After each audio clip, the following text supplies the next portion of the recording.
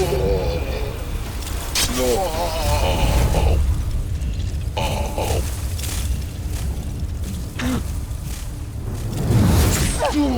nga nakamamangha ang kapangyarihan ng itim na bato, mahal na Kera.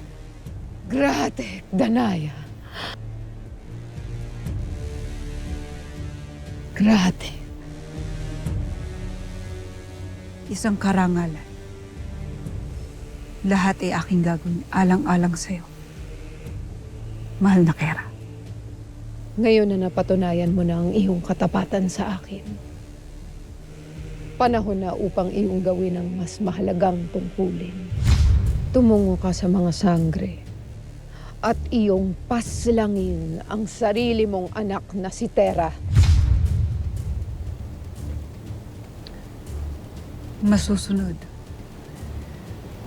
Mahal na Kera.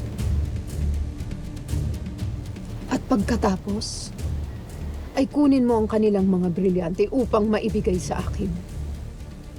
At para makatulong sa iyo, aking ibabalik ang iyong kapangyarihang maglaho.